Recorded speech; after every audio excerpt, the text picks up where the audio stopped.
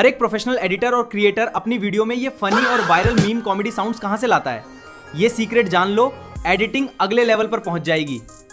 सबसे पहले आपको क्रोम ब्राउज़र ओपन करना है। जैसे ओपन करेंगे ऊपर देखना है माई इंस्टेंट पे जैसे क्लिक करेंगे वहाँ पे एक वेबसाइट खुल के आएगी, उस पर क्लिक करना है ऊपर वाली वेबसाइट पे ही। वहाँ पे देखेंगे आपको हज़ारों मिल जाएंगे वायरल मीम्स, जैसे कि मैं आपको चला के दिखाता हूँ।